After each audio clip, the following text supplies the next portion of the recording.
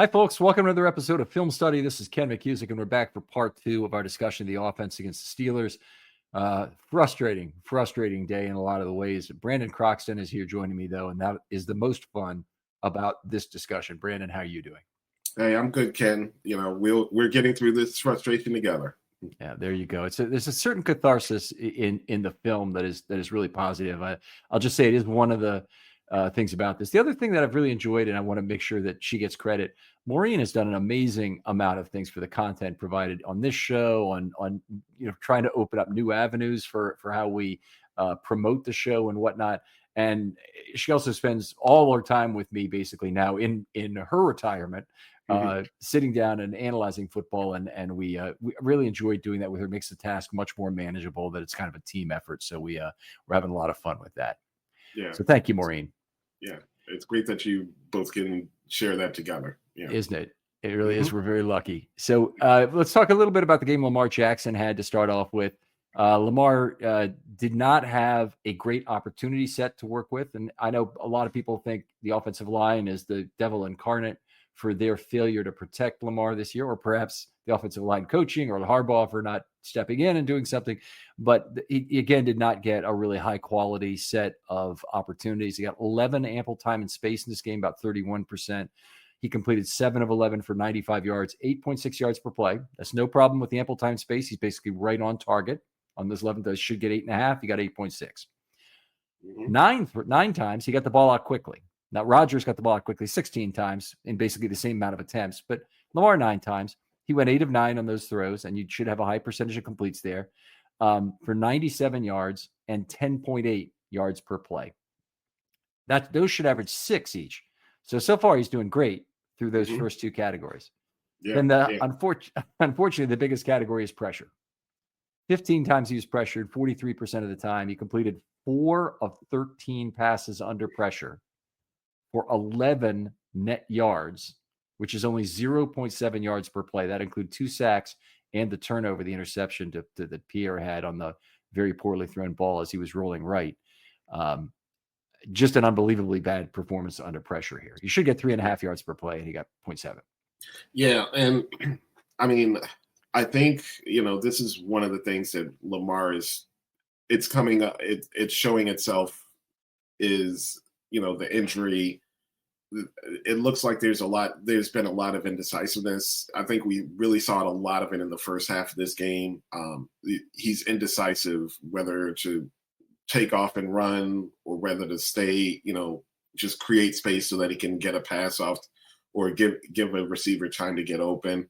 He looks indecisive, and also his mechanics have been off. I don't know if it's him partly dealing with the injury, but he's not setting his feet. He's doing little hops when he's throwing. I mean, like the screen pass to Henry that would have gone for 20 yards or possibly even a touchdown.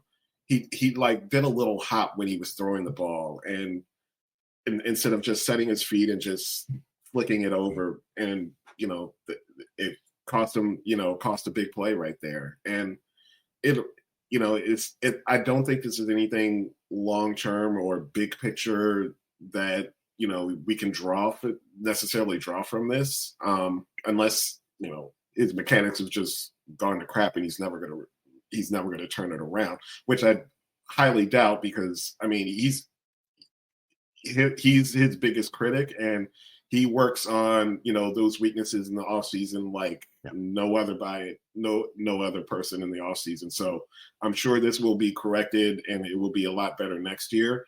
Obviously, hopefully, it's corrected for these next 4 games, but it's just, I think this is just part of what's manifesting itself. Yeah, I think we'd much rather still he gets the Super Bowl MVP this year than a comeback player of the year next year. Sure. That's definitely, we don't want a comeback player of the year award as any kind of consolation.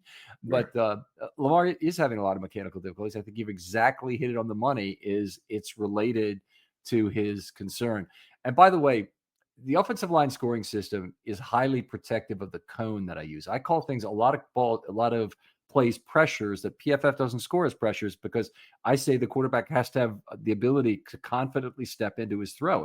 It's a really important part of maintaining good mechanics, and Lamar just has not had that, and not nearly as much, and that's reflected in these relative pressure, ample time, space. I think the diagnosis is spot on in terms of why his mechanics are still a little off. And the other thing that you pointed to in this, which is not as much a mechanical issue as the decisiveness, I think he is having a lot of trouble deciding whether to run or extend. His natural desire is to extend because he thinks he can always, run later. And that's like a great poker player. Great poker players, they don't want to play a lot of pre-flop poker. Like you don't want to have to make the judgment based on what you can read pre-flop on whether your opponent has aces when you have kings. It's the most annoying thing. You want to minimize those kind of hands and those kind of risks. So you want to play your opponent after the flop, where you have more understanding of what's going on in the hand and a better chance to figure out what he's got. And that's Lamar. That's what Lamar is doing when he extends. He's just giving more times for things to break down in the story the defense is trying to tell him that he can then take advantage of. So I think the indecisiveness on running early. He hasn't had as many really long extended plays this year, for one thing, but part of it is probably that he's also concerned about his injuries, and the need to either take off and take a short gain has been something has seemed more acceptable this year. Right. Yeah, exactly. All right. Lamar did run the offensive line out of 3 additional pressures, by the way. They're not even counted in that 15 pressure number. So I want to not go over the pass rush by numbers. I'll point you to the article if you want to see that. The offensive article is out there now. But the Steelers only averaged 4.6 rushers per play, which is not a lot. The Steelers normally a very high blitz team. They did use some 6 and 7 man rushes in this game, but it's only 5 of the plays in total. And they were conservative with numbers. They did not crowd the line of scrimmage, which meant the Ravens had all their misdirection options were open to them. They just couldn't capitalize on them in the red zone. Let's put it that way, because I think they did move the ball fairly effectively overall. Yeah. Mm-hmm. All right. They left 2 plays on the field. We talked about the Henry, and we already talked about the Bateman drop in the first half as being 2 of the really pivotal plays in this game. Losing the big play to Henry was big, and losing the drop on the Bateman play was enormous. And I'm not even talking about the likely touchdown. That was frustrating. Where does that rank for you relative to, say, a Lee Evans in terms of the culpability of the receiver? I think the Lee Evans, it's probably more of great play by the defense than just a drop by him. This likely play, I think, is probably I don't know. I don't necessarily blame Likely for keeping his arms extended. I mean, he completed. I think he completed that. That was a completed pass. He was in the end zone. He got 2 feet down. He controlled the ball through those 2 feet, and he started to extend the ball. So if you look up in the rule book, when a pass is in the end zone, you have to control the ball. You have to get 2 feet down and basically present control. So either you and that control is taking a third step. It could be bringing the ball to your body, or it could be extending the ball away from another, the defender, and that's considered a football move as well. While he's getting his 2 feet down, he's extending the ball away from the defender. So it's a catch. I think to me, it's a catch. And so I'm more upset about, the referee, and the fact that it was called a touchdown on the field and then it got overturned. And then reversed, yeah. And I think it's, I'll just say it's, a Supreme Court justice said I can't define porn, but I know it when I see it. I think we all saw that this was a catch, and yet the NFL can't define what a catch is for some reason. Yeah. And I do remember hearing that quote before, but I don't know who that's attributed to. But it's obviously late 60s, early 70s kind of a yes, it was a justice. Supreme Court justice in the 60s or 70s. Yeah. But I can't remember his name, but yeah. All right. So what do we want to talk about? Yeah. Oh, to me, I just to respond to the likely thing. I think that the argument that the NFL made to Harbaugh supposedly on the phone was that because he had the ball already extended, he needed to extend the football for it to be the football move after the 2 steps had been taken. So it's 2 steps and then a football move, not 2 steps and a football move in some order. That's not the rule. So that's where the thing fell down. So he had to go gadget arms to extend it that much further. Yeah, exactly. So what a nightmare. I mean, obviously I want to talk about this as much as I want to talk about any number of other things that I don't want to talk about. All right. Anyway, let's move on. Let's talk about the offensive line a little bit. I just want to give a short synopsis here. Lamar was sacked twice, but he did also run the offensive line out of 3 pressures, which affected the scores. The offensive line had 3 penalties in this game. All 3 were declinable fouls, which is really bad. So that those cost extra points. But on the plus side, they played 75 offensive snaps, which is a lot of dilution for bad events. So from that perspective, they had an opportunity to make up some ground for some poor play.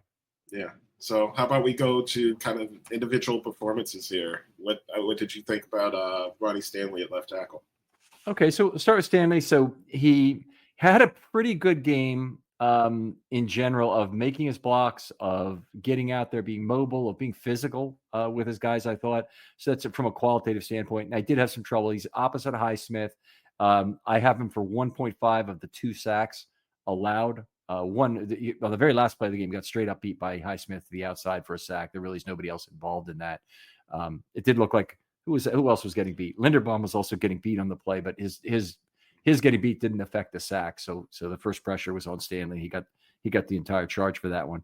And the first sack, which was half on Fa'alele, that ended the second drive with a sack -8. Fa'alele did the more heinous thing. He kind of gave up on his block of Eccles. But the rest of that was Stanley again getting beaten by Highsmith. I'm sorry, not Trey. He was bowled into Lamar by Hayward on that play. So that was a play where the pocket was phone booth. And I would find some way to divide that out. In that case, the pressure from Eccles came second. So it really was appropriate, I thought, to split the sack even up, and that's the way I did it.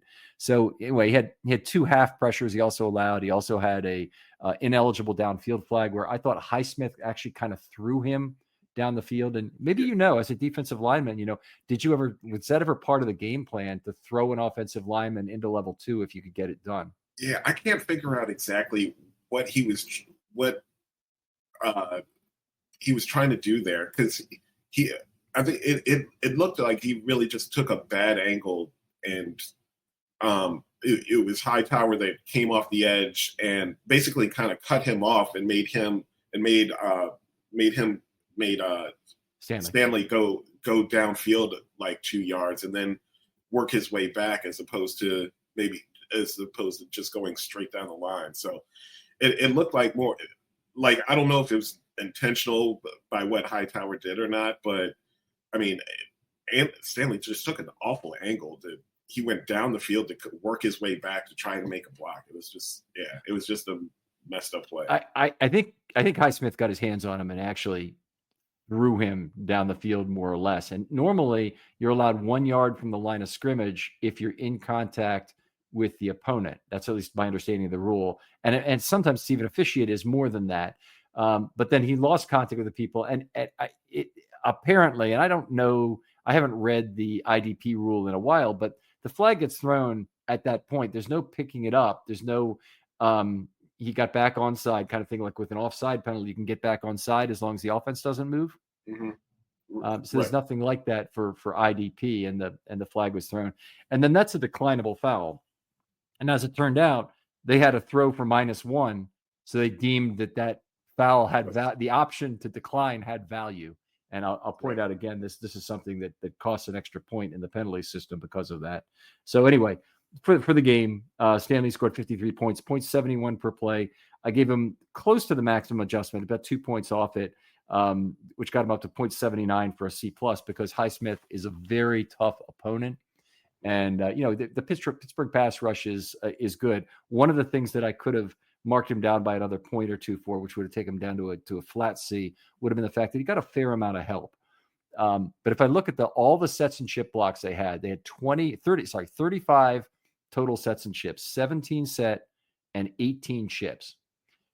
Those were distributed 7 to the left side, 7 between the tackles, and 21 to the right. So they were hyper focused on Watt in terms of where they delivered chip blocks. So some of it is formation related. I understand that oftentimes it's a 3-by-1 formation. You only have an X receiver on that side. X receiver ain't making a chip block, so you really don't have an eligible receiver to make a block there. You still can have a running back that goes on that side.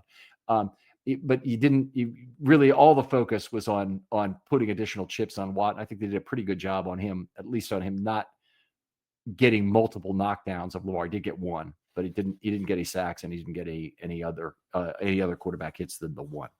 Mm-hmm. So anyway, C+ for Ronnie. Okay. How about Voorhees? Voorhees, he had a pretty reasonable game. I mean, I know everybody's beating on Voorhees right now, and he hasn't been perfect by any stretch in the season, but he's actually trending up right now, and I think Falele is trending down in terms of their play. So Voorhees had 75 plays, made 64 blocks. Now he missed 9, led the team in missed blocks, and there were some ugly looking misses amongst those. And we had this out in the article, so I'm gonna refer you to that. I believe it might have been 7 of 9 misses were losses at the line of scrimmage, which that's bad, because those losses, if the play had gone on for longer, they might have turned into pressure events, or they might have turned into penetrations if they were on run plays. So anyway, that is quite bad. But he only gave up half a pressure and a third of a quarterback hit in terms of actual events. And then the big one he had was the offensive holding call. And that came at an incredibly inopportune time to set the Ravens back to the 17-yard line after they started at the 27 on that final drive. So terrible, terrible time. And it's understandable why fans would be so upset with him. Anyway, 0.76 was his points per play. I adjusted that by 0.04. I think the one thing to be forgiving about is he's opposite Cameron Hayward for most of that game. And that's a very tough matchup for him. He did get run out of one pressure by Lamar, so I gave him a C for the game after a 0.04 adjustment, which is the maximum I could bring myself to do. He did have 4 blocks in level 2, and he had 6 out of 7 pulls. And he would have needed to have his grade changed anything from that. He would have needed several more points. So it wouldn't have been anything that would have been reasonable to give him, even facing Hayward.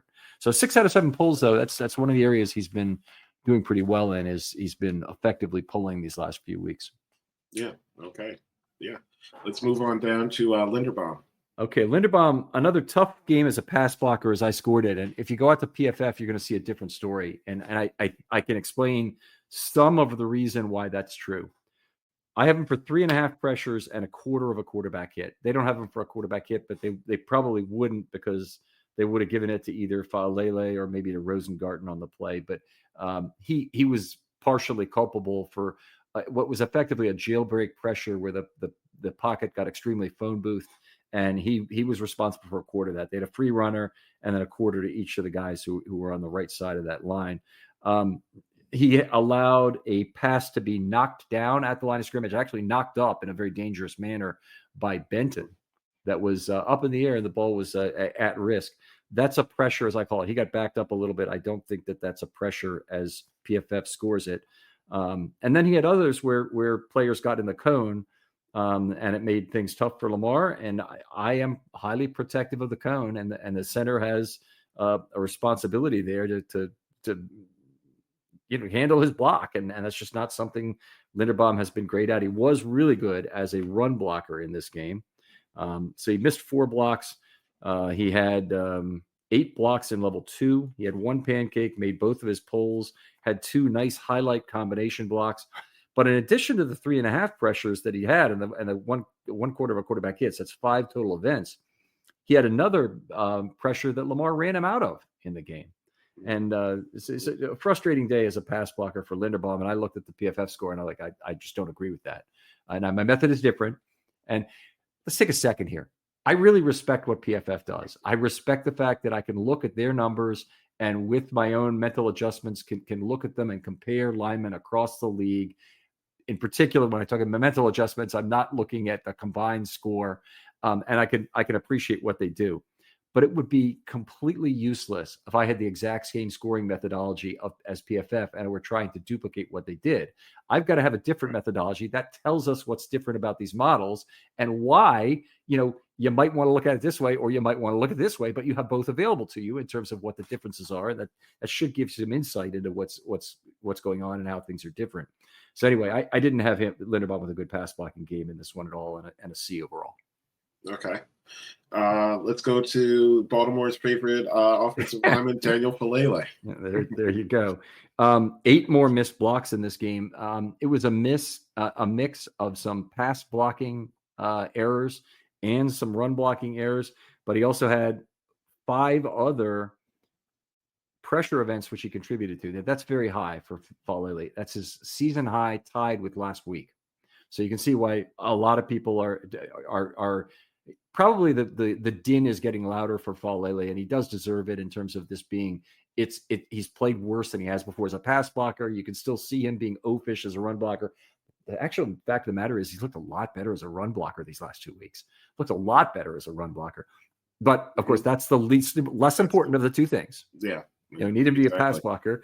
And, there's these 5 things. He had 1.5 pressures, 1.25 quarterback hits, 1.5 of one of the sacks, 0.70 per play, which is not good at guard, adjusted by 0.04. He had some really nice, what are mostly run blocking numbers. I'll tell you, 5 level 2 blocks. Those are all on runs, I believe. I believe he did not have one on a screen pass. So I believe those are all run blocks. He had 4 pancakes on the game. Really nice to see him get physical and finish some blocks. Yeah, that's what you would always love to see from a guy his size, is to just get that mean streak and just put guys on their butt. Yep. I mean, you such a size advantage and strength advantage. Why do you think Daniel has a problem finishing a block? If you've got contact, go to the echo of the whistle, push the guy to the ground. Why do you think he has a problem doing that personally? Some guys have that mentality. Some guys don't. I mean, it's just kind of how it is. Like you think back, Michael Orr had that as a rookie at right tackle. Who was the redheaded center? Ryan Jensen. Ryan Jensen. He had that fireball. Like, I mean, if Ryan Jensen had Falele size, he'd probably be banned out of the NFL the way he would just that's true.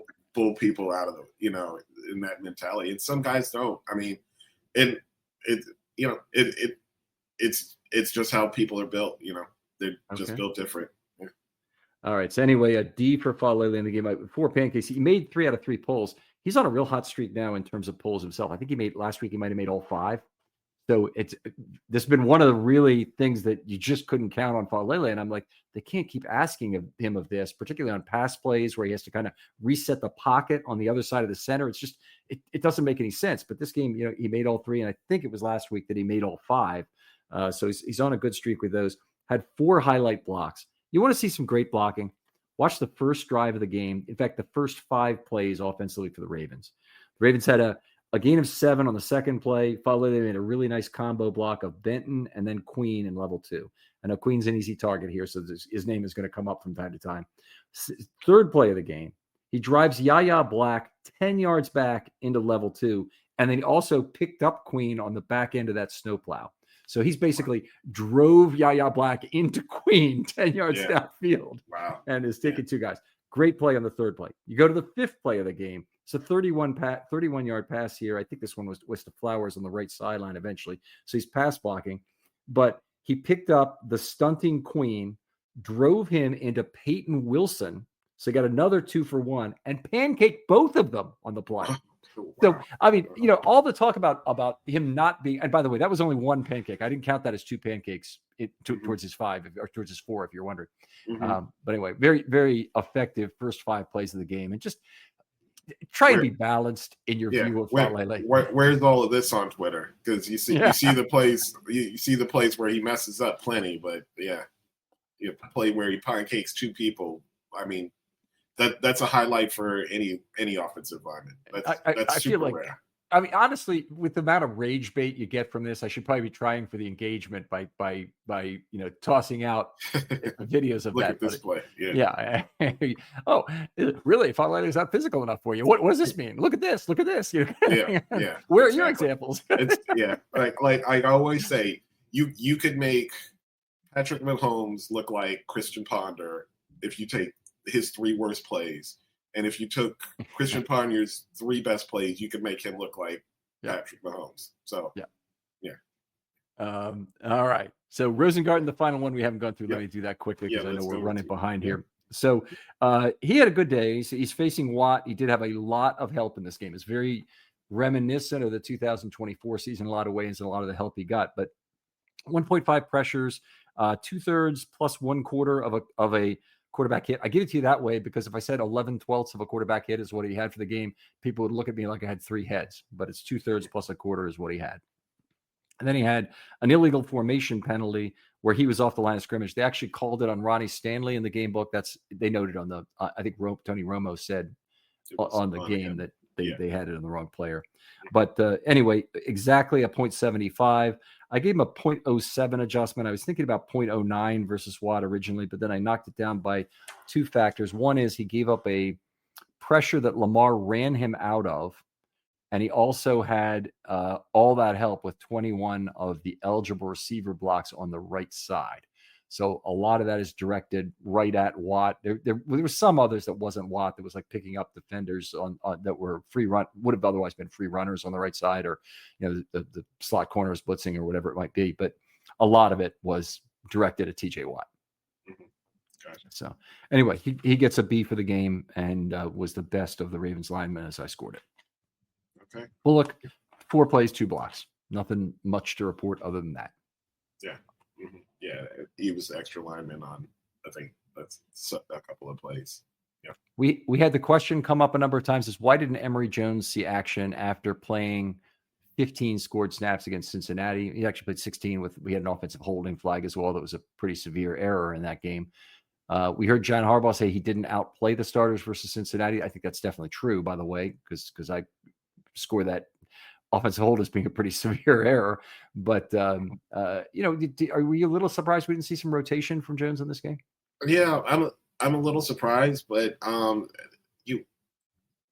guess you want to see a little bit about what you have for him for next year. But I mean, considering you could be looking at potentially 3 new starters next year on the interior, and it probably more likely at least 2 of them. Right. So I think you want to get him more times, and I think it's the Steelers, it's Tomlin. You don't really play around with rookies and rotations. I think sometimes you just got to go with the guys that you can trust the most, and it's sometimes hard to trust a rookie who's only been practicing maybe 5-6 weeks now at this point. So yeah, go with the veteran experience more. I want to talk about some of the individual players, of course, but what would be your solution for the offensive line next year in terms of who you would keep? What would be your strategy with all 5 positions? Give me that. Sure. So, I mean, you have no choice but to bring back Stanley at his price, and I think he hasn't been as good as last year.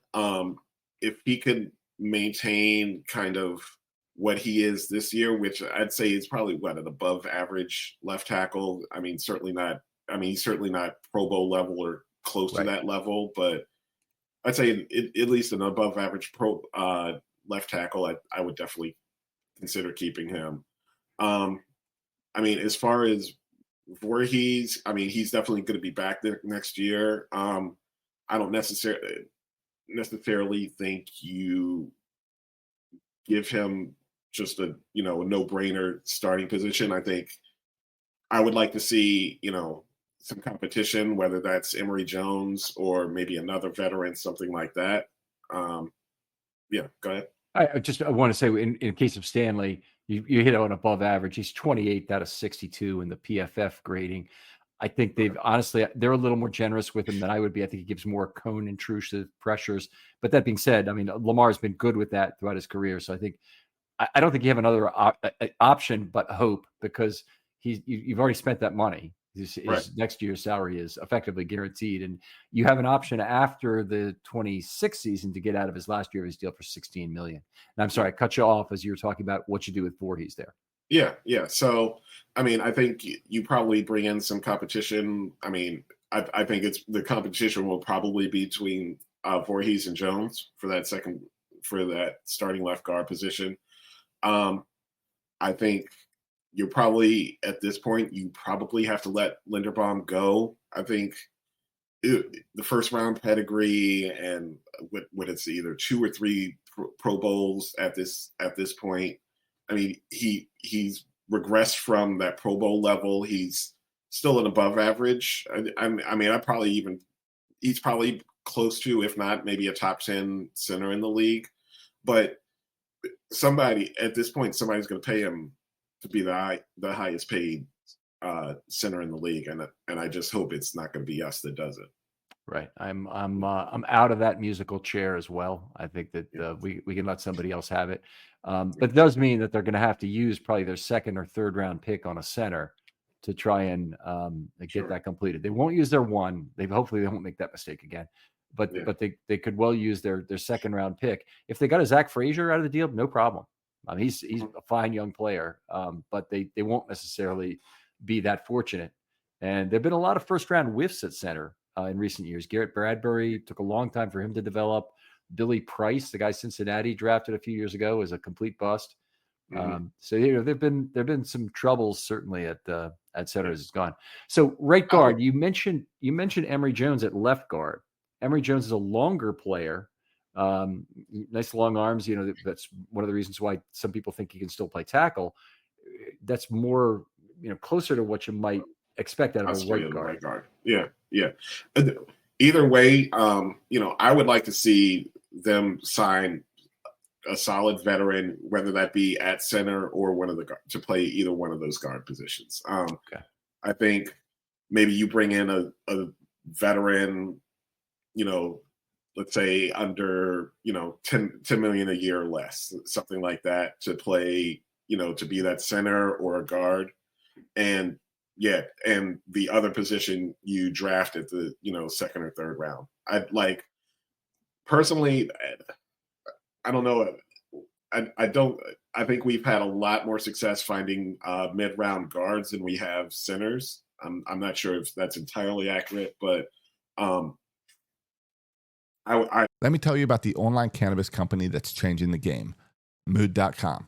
They created an entirely line of functional gummies, 100% federally legal THC blends, discreetly delivered right to your doorstep. And here's the best part. You can get 20% off your first order at Mood.com with the promo code Ravens. Now, I've tried a bunch of their gummies myself. Each one's totally unique. The Sleepy Time gummies knock me out right away. They help me unwind fast, leave me refreshed the next morning. The Epic Euphoria gummies, they're perfect for when your day just isn't going the way you want it to go. What makes Mood special is how they pair the THC with natural herbs and adaptogens. You won't find blends like this at any local shop. They've got gummies designed for focus, relaxation, clarity, even energy, all made from cannabis grown on small, family-owned American farms. No pesticides, no shortcuts, just high-quality weed you can trust. Plus, Mood backs everything with a 100-day satisfaction guarantee. So head on over to Mood.com, check out their amazing selection, and don't forget to use the promo code Ravens at checkout to save 20% off your first order. I think preferably for me is let Linderbaum walk, sign a solid veteran that can give you, 80% of what Linderbaum does, and draft a guard in one of the middle rounds. Okay, so if I'm looking at a 9-man offensive line for 2026, as you've described, because I know you're keeping Rosengarten, we don't even need to talk about that, right? Yeah. So you've got your 3 guys who are committed tackles would be Stanley, Rosengarten, and Vincent. Yep. You'd have as your next guy, and Jones would be the guy that you would have as your extra double secret reserve tackle then. Yeah. Okay. So then you've got a veteran you're bringing in for 10 million or less on the inside, but somebody who can play. And that guy may be tough to find, but maybe there's a Kevin Zeitler out there, end of his career. You're signing him for 1 year. Baltimore's a great place for him for hopefully for Super Bowl reasons, as ridiculous as it sounds to be saying that right now. Sure. Then you're spending a second round pick potentially at center, but you're maybe agnostic to whether that's at center or guard. Yeah. So I think like basically your combination is it's either find a veteran center that's going to be a solid starter and then draft a guard in the second round, or maybe it's finding that veteran guard and drafting a center in the second or third round. But yeah, using finding you need to have, I think, some kind of veteran presence at least one of the positions and finding a young guy that's got starting potential at the other. Okay, I'm with you all the way. We're keeping Corey Bullock as center too. Yeah, definitely. Okay, and Voorhees, then he'll compete, but he's not guaranteed the left guard job, but he might win it. Right. Okay. Exactly. Yeah. All right, and then Jones is the fifth guard. That still is only 8. So are you taking a developmental draft pick additionally, a guy fifth or sixth round? You absolutely have to draft 2 offensive linemen this draft. Yeah. All right, and that still only gives you 9. I'm usually of the opinion you really want to start with 10, so when you get through training camp, you have 9, and then you have another guy in the practice squad. This year, they've been walking a tightrope with Jared Penning on their practice squad, and I mean they started the year with Nick Samac being one of their top squad guys. I had hoped they'd get Dellinger back. They didn't. Obviously, he moved on, and but there are guys like that available, and to me, the most important thing about the change for 26 is going to be getting an offensive line coach that we can really trust to get the Ravens way of development. Find that new Cal Ripken Sr. for the organization who makes your whole organization better by teaching the Oriole way. Right. Yeah, absolutely. Like, I think I can't think of the offensive lineman's coach's name, but I think this is probably Warhop. This is probably Warhop's last season. And you got to find whoever that top offensive line coach is, whether it's, potentially a guy that's on an NFL staff right now that the staff gets fired but he's still, one of the better offensive line coach, or find a really good one in the college ranks. Yeah. Okay. I'm with you. And your later round pick, are you agnostic on guard or tackle? I think I am, because you find a swing guy. A guy that could play guard or tackle. Yeah. Yeah. All right. I love it. Sign me up for that plan. We'll call that the Brandon plan and move on from there. Sure. All right, Brandon, let's talk some skill position players, and why don't you lead us off here? Sure. Talk a little bit about Derrick Henry. I think he's been solid all year. He's plotting and moving a lot of piles and not getting a lot of opportunities to, bust out those big runs, but he's been really solid at moving the pile. And when the offensive line is maybe blocking for 1 yard, he's still managing to get 2 or 3 additional yards to, get you in 2nd and 6 when it could easily be a 2nd and 9, something like that. So, I'm hopeful that, Lamar will be, more of a running threat, and that they'll respect the read option more to give him more openings. But, in this game, I thought, he really gave a solid presence and was able to move the pile and, keep us in, advantageous, keep us ahead of the chains most of the game. Derrick Henry will be with the team in 26 for sure, because they paid him a lot of the money, and they frankly have a lot of dead cap when he leaves this team. His contract is very much set up in the Odell Beckham manner that he'll have a lot of trailing money through void years. But difference is we've seen the return on Derrick Henry, so we're not going to. Hopefully, we won't be as resentful of those dollars as we are that Odell Beckham money that's still in the contract this year, for example, on the sold cap. But I think Henry probably is a good bet to bounce back next year, despite the fact that I think a lot of the regression that has occurred was very predictable. It was predictable certainly on the basis that he's a year older and he's coming off the greatest season of the 20th century by any running back, if you believe the DVOA number. Mm-hmm. So in terms of him regressing from that a sizable amount of regression should have been expected just from that. But then Lamar also had an injury plagued year, which has taken away all the misdirection of the offense. So the reduction in his value from that, while it shouldn't have been anticipated at the beginning of the year, it should have been anticipated in his play, given what's happened to Lamar. And I don't think he's been utterly terrible, but I do think just some of this actually just goes back to him not being the tackle breaker he was at one point.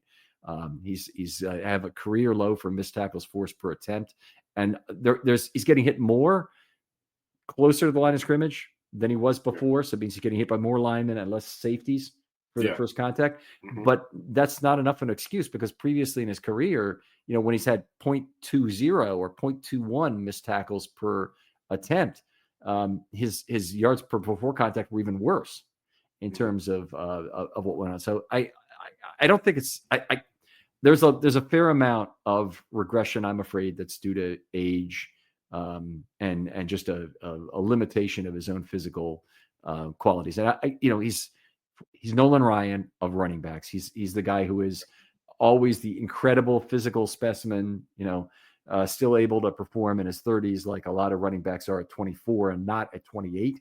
And that's pretty remarkable. Yeah. I mean, I know we talked a little bit about it before. I think you still have to draft a running back this coming year, but he's been solid. I expect him to continue to be, really solid next year as well. All right, let's talk about Keaton Mitchell a little bit, since we're just on the running back form. So he's a guy that I want to see more of, obviously, but we just got the run out of Keaton Mitchell, the signature run. I'm afraid on what might be his last carry of the year. We'll see if that ends up being true. If the Ravens were to lose to Cincinnati, I think there's a much higher probability that Keaton is done for the year, that they'll shut him down and not try and bring him back for the final games, because they'd have to make up 2 games then in Pittsburgh, and I don't see that. Or they'd have to hope Pittsburgh loses to the Browns, which might happen, but it's a lot less likely.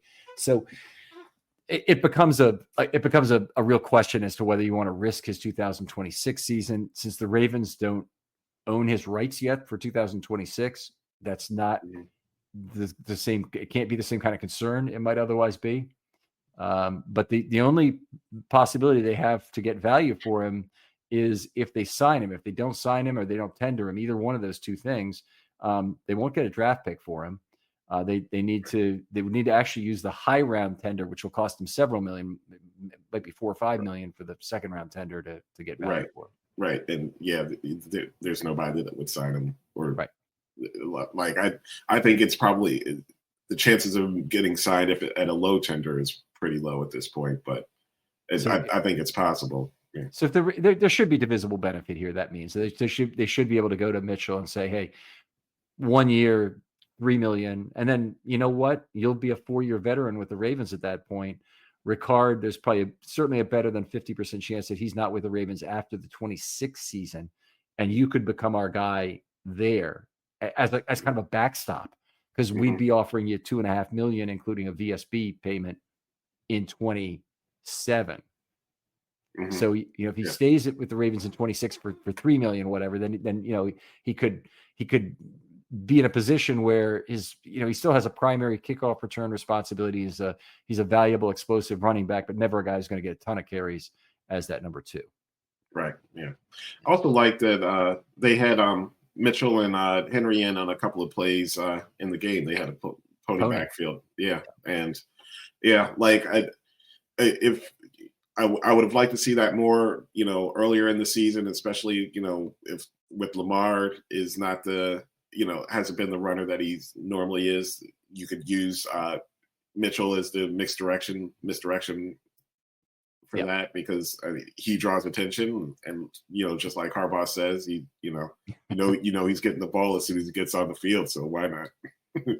use that to your advantage. It's an interesting thing because obviously everybody knows Henry's getting to the ball. Let me give it to you. So Henry was carried or targeted the football on 27 of 43 snaps. So right there, that's what, 60% roughly. Yeah, might be a little tough. So Ali, 4 of 27. So you're worried about Ali's a designated pass blocker. More than half his blocks are as a pass blocker. He runs a few patterns. He's in there on some running plays. Lamar runs the ball sometimes when he's in. And then you have Mitchell, 6 of 12. So he's at about 50%. So it's somewhat true of Mitchell. It's most true of Henry that know that he's getting the football if he's in the game. Right. Yeah.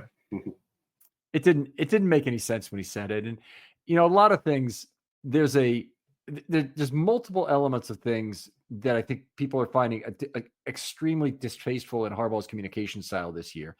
I don't really have a problem with it because I'm always reading between the lines in terms of what he says. The first is any kind of coach speak about players, and he's doing it pretty much game after game about the offensive line.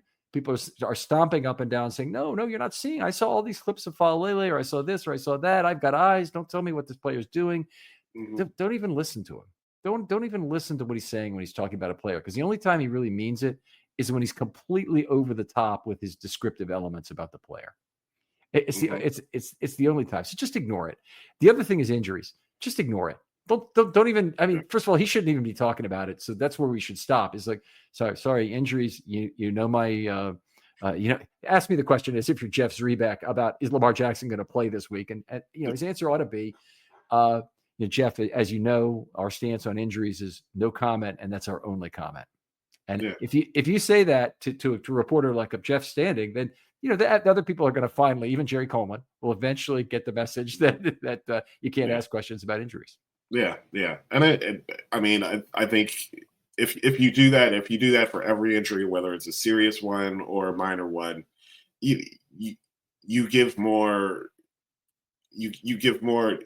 It becomes an advantage for you for whatever your opponents, because you don't know exactly who's playing and who's not. I mean, he said, Keaton Mitchell isn't long term; he's day to day. So, it's good to hear that he's not long term. That it's not serious. So, but if you give no information and you just have him, have the the team, the opponent read between the lines on the injury report on whether he's practicing or not, you really have no idea whether he's going to play. And you just can't be one-sided in giving out positive information. And I think that's the problem.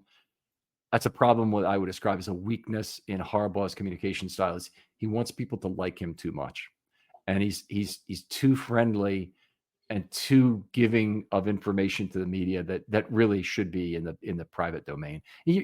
This is drilled into you in M&A work, is that you cannot talk about these kind of things. Your only comment is no comment. You cannot say whether a merger is going to happen. You can't say if company A is going to buy company B. And if you do, or if anybody trades on it because of something you said, you're guilty of insider trading. So just why on earth in this world, and with all the gambling going on football, just as a sidelight to this, why would you do anything to risk yourself in this? I mean, Bill Belichick was a pro at this, and he would even joke. I remember one time he said, yeah, and to whatever, hey, yeah, Bob, Bob the reporter, yeah, I'm looking forward to giving you that injury report right away as soon as this, completely joking, like, yeah, you're not getting any information on that. So but going on, let's talk about Zay Flowers a little bit. I think he had really nice game. I really like that he got targeted down the field more than we've seen the last few games. And he's been able to make he was able to make some big plays as well. Yeah, it's good game where they got him between level 2 and level 3 a number of times, and they got him. Did they get him really over the defense on any play, or was it basically it was I think the closest one was that one where he snuck up the sideline on the cover 2, and then it was right. I think right in front of the safety, but it was the long play down the sideline where he outran Ramsey to the sideline. It was like a 40 or 50-yard play, something like that. Okay, he had the 31 where he stepped on the sideline, I think, where he kind of tapped his feet in. Maybe I'm wrong. I've had a lot of plays missed up from this game, so I don't think I want to push any chips into the pot on that. Sure. But he had a great game, and he had a really terrible game last week. He had 7 targets for 6 yards, I believe, last week. So coming back with 11 for 124 is a very big game. The Ravens are going to need down the stretch and definitely into next year, they're going to need more yards per target out of the receivers.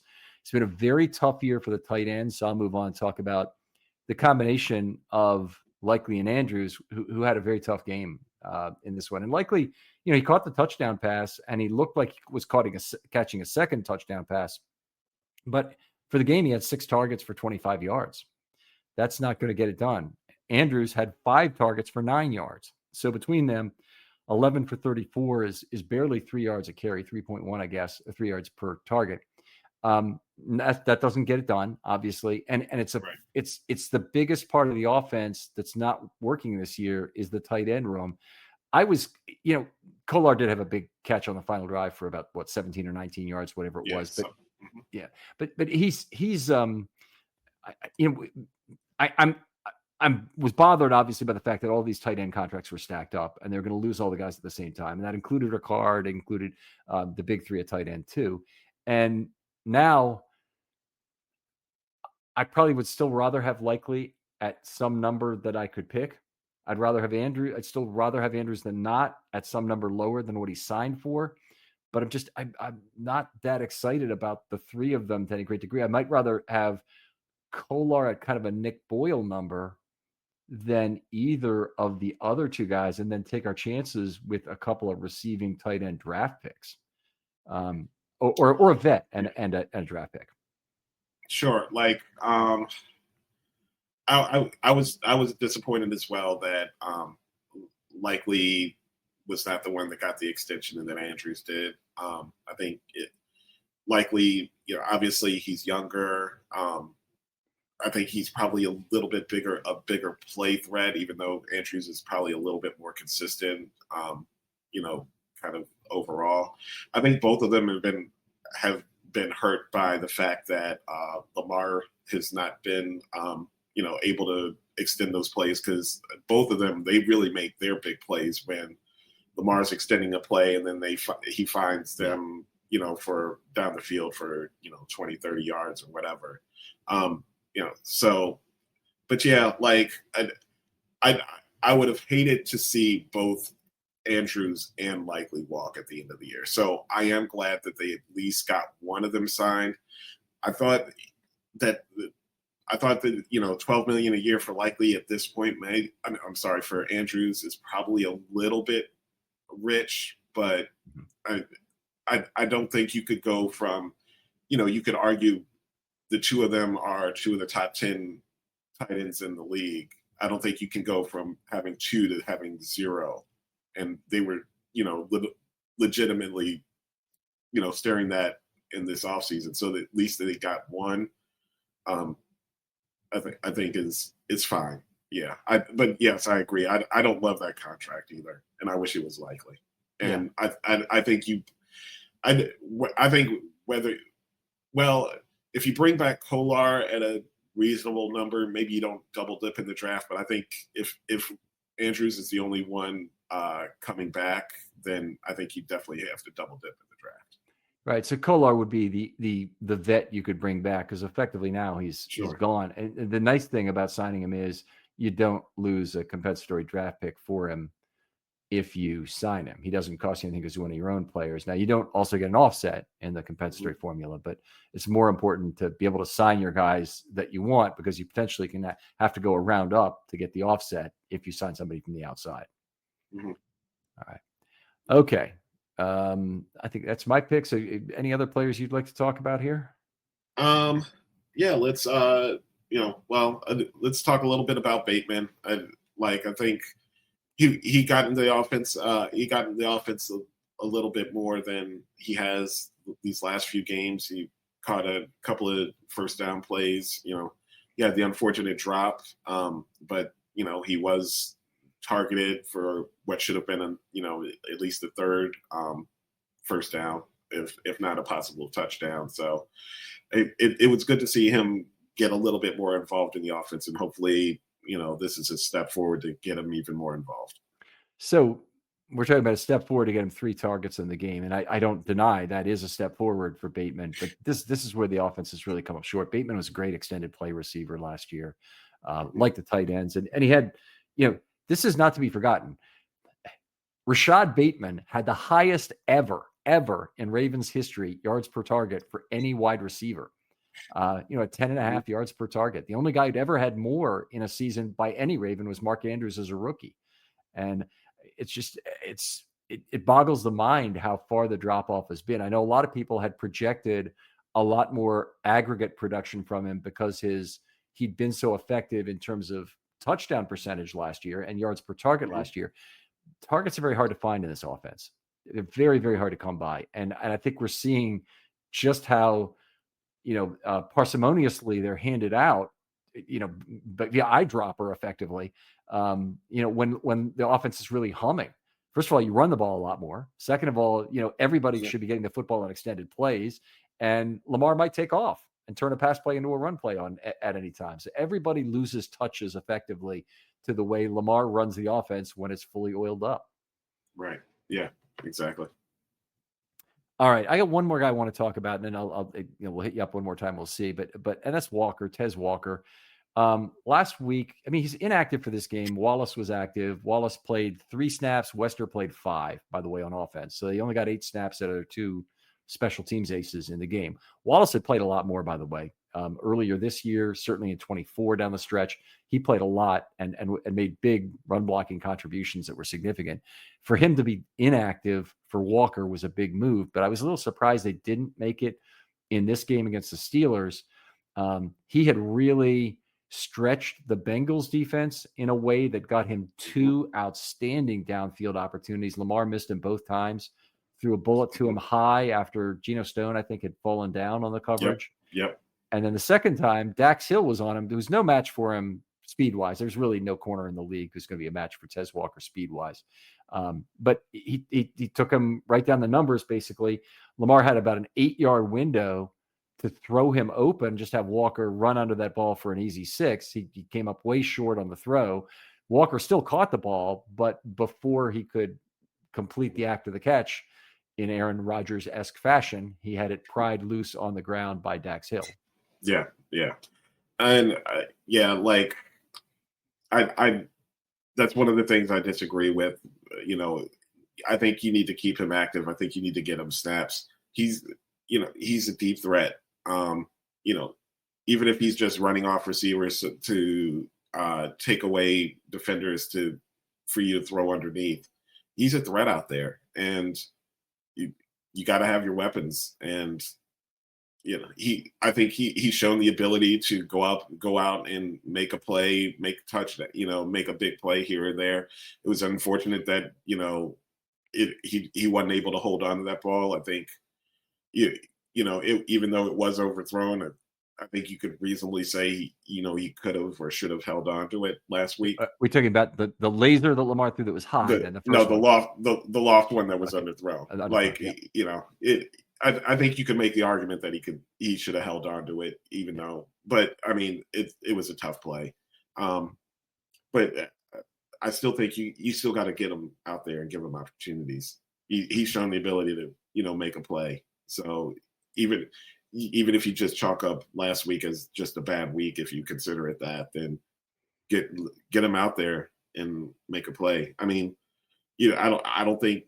don't know if they targeted Wallace at all. I don't remember, and so why not get a guy that's gonna, people are gonna, you're gonna have the defense keeping an eye on because of that speed. So next year, Walker honestly he should step into whatever role Watson, Hopkins, had this year. And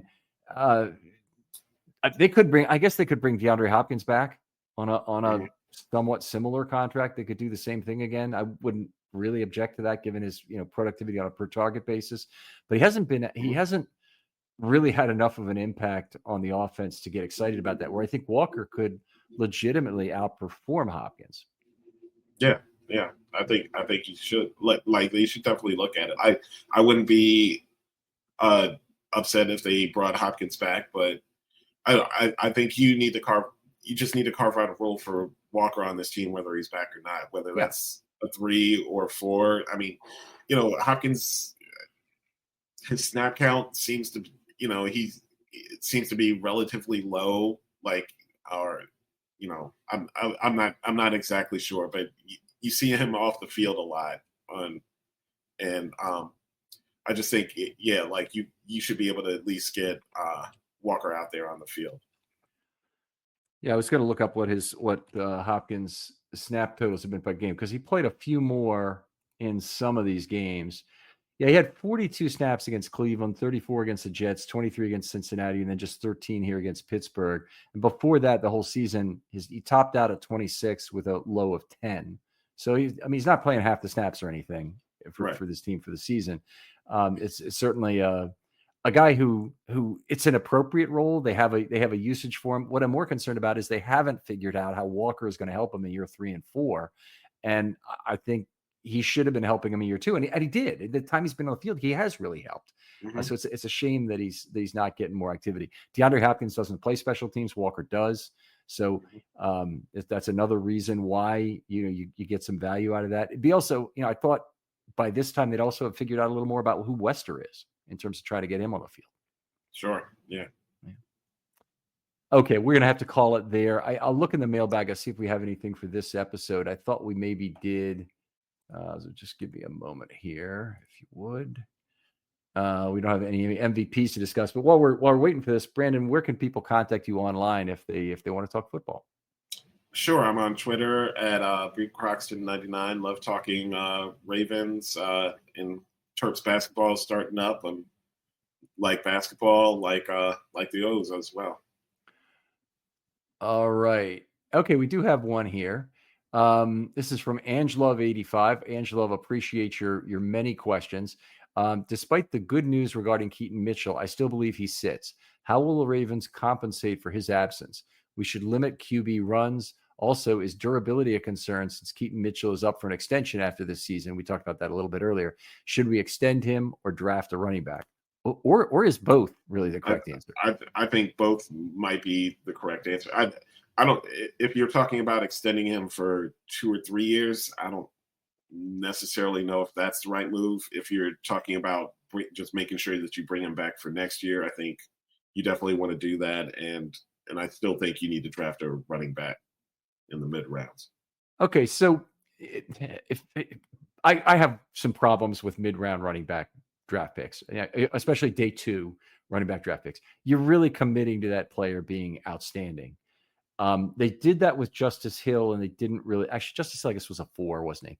Yeah, he was a 4th round. Okay, so maybe not the hugest commitment, and I think they got value out of him, so you can justify that pick.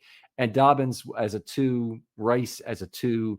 I think each of them. It didn't work out for Dobbins, but it did work out for Rice in terms of the value they got from the player. But it doesn't always when you draft a back in a higher round like that. So sure. I guess with Lamar, with the Ravens having that situation the way they like it, I'd rather pick a guy who is almost a distressed property of sorts and try and get him really late, save my draft capital for other positions because, oh boy, every position needs it this year. Mm-hmm. And maybe get 2 of such players, either UDFA, or if you want to claim the guy because you think there'll be UDFA competition for him, go ahead and take him in round 7. And then you're not worried. But I'm happy taking a property. Denny Woodhead is probably a player that there was never any draft. I don't know if that's true or not. I don't actually remember where he's drafted. But he might have been a player there was no draft competition for. There's certainly been other backs in recent years. There's really been no particular draft competition for. And then the Ravens will go out and they'll try for a 6 on Tyler Beatty or somebody like that. They're not as obvious. Raheem Mostert is a good one. There was no draft competition for him, I don't believe. And who was the guy? Smokes Mizell, whichever the one. I'm not. Yeah, I'm he not went sure. To the Bears. Yeah, Ravens had him in camp, and then he went to the Bears after cuts. He was picked up by them, but there's okay. Anyway, no need to go down that road. But there are multiple running backs that they've had. I just think you get such a Lamar boost, lifts all boats value out of the extra running backs you have. Pick something that you want in terms of a characteristic that isn't central to why people would want to draft a running back. If you want a pass blocker, go out and draft a pass blocking running back. They will. I guarantee you, there's plenty of guys you can pick who are halfway decent receivers and good pass blockers who you can get undrafted at the running back position. If you want a guy who has breakaway speed, but none of the pass blocking, that's kind of Keaton Mitchell is. He was undrafted. Yeah, probably there'll be chances for that if you want that. And if you want a guy who's just a big bowling ball, I don't know where Cam Scatabo was drafted this year, but I don't think it was that high, right? And so, yeah. I think he was a mid-round guy, like fourth or something like that. Yeah. All right.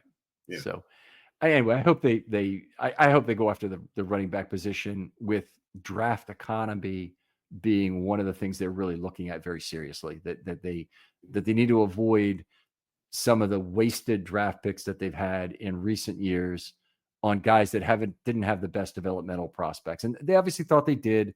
But Caillou Blue Kelly, there wasn't a path for him to stay with the team. And so that didn't really make sense. And Tyler Beatty was kind of a similar thing. Nick Samac, he's only a 7th round draft pick, but not that bad. I'm better with the Sanusi Kane pick, even, because at least you're getting the special teams you wanted out of him as a 7th round pick. Even though any upside as a safety has not been realized. Sure. Yeah.